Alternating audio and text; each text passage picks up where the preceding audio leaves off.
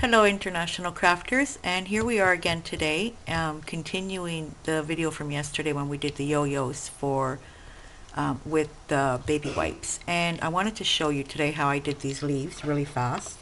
So what I got was a baby wipe here, and it was basically green. I sprayed it a bit more, and then I stamped it with this stamp here that you can hardly see, but where I did stamp it, right there, okay, I cut them in leaves. And what I did on the other side was I put some wire, and I put some tape, some double-sided tape.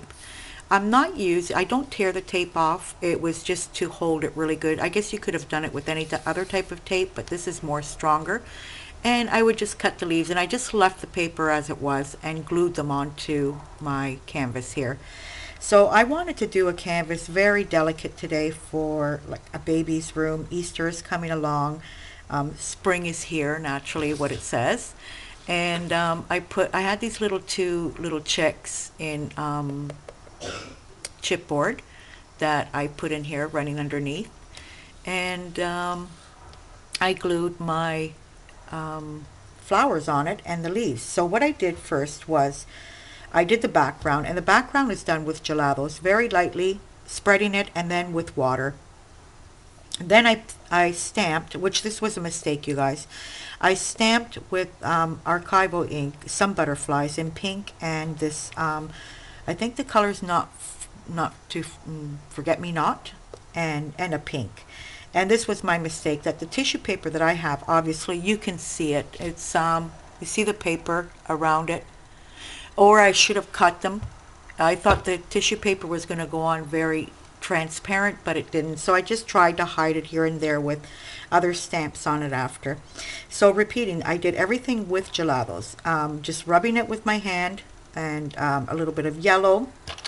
I used this yellow, this blue, which is finishing too, so that's two colors that's finishing, orange, and this yellow I did the little chicks, and this blue I used as well in the sky, and these two greens for my grass. Now a tip, see here, I'm letting it I'm bringing it out with something, because this one's finished as well too, this little pick, and I put it on my table, spray water on it, and mix it up really good, and that way you can use, up to the end of your gelatos. Try to get as much as you can out of them.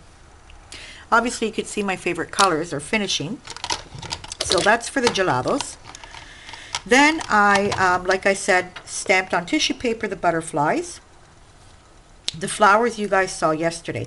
Now what you see here in the background all around the flowers is a stencil that I made myself.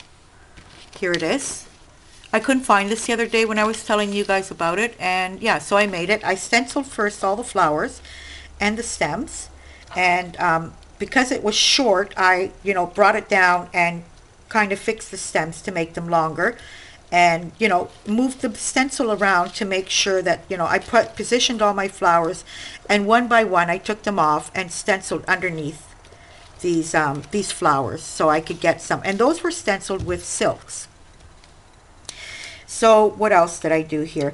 Then I stenciled this bottom piece here, which is just a cutout from one of my stencils. It's a huge stencil. It's got a tree. As you can see here, there's a tree trunk in the middle of it. And this stencil I actually used in my bedroom. The wall was painted green, and pieces of this stencil where there's roses. It's actually a tree with roses. It's beautiful. I could always put it back together again if I ever want to do a big stencil. That's not a problem for me. You just move around your stencils as you need them. So yeah, this was done like type of a damask in my bedroom. All these roses. I had the stenciling was done with the varnish, so it looks kind of like a damask wallpaper. And yeah, that's just a little piece left from this stencil that had to be cut out, and the rest is all there. Actually, it's very hard because there's varnish on it, but still usable. So after that, I am so determined, you guys, to when I see products and I can't get them here in Italy because they just don't have them, I've been searching for rubber golds, for Inca golds, and I can't find them here. And I've been taunting my head that I do want to try something, and I will let you guys know how that works out. Yeah, I know this has nothing to do with the video, but it's a little tip as well too.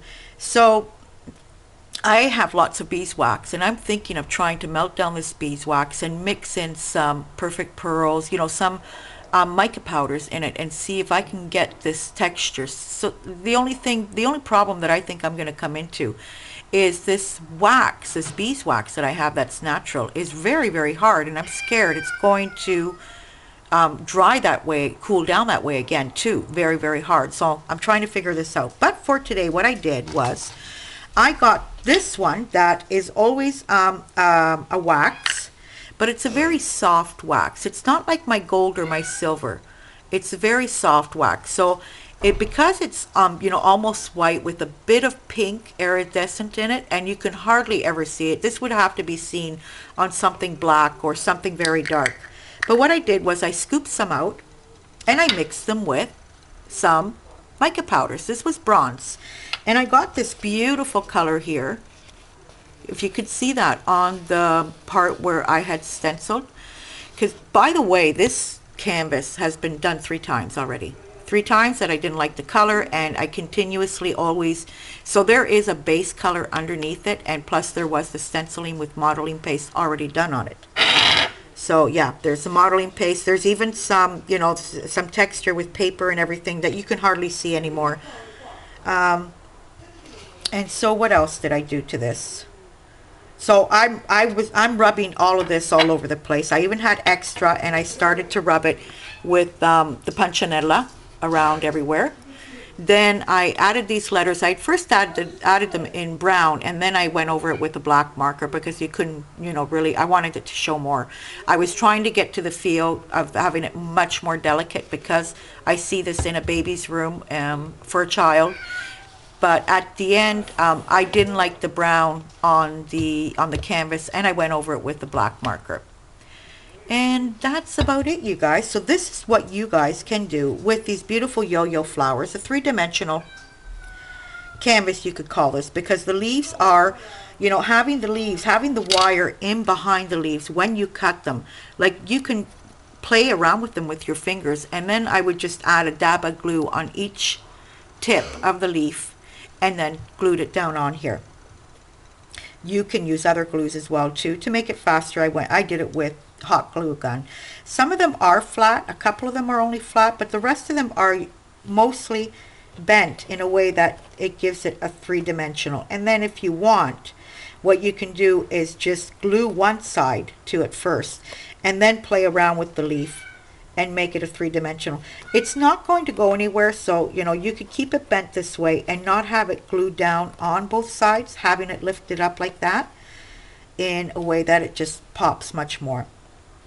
So there you go, you guys. This is my challenge for this week. I want you to, for today, I want you to use your yo-yos in a canvas, in a tag, and you don't have to use it in a canvas. You can use them wherever you want to use them.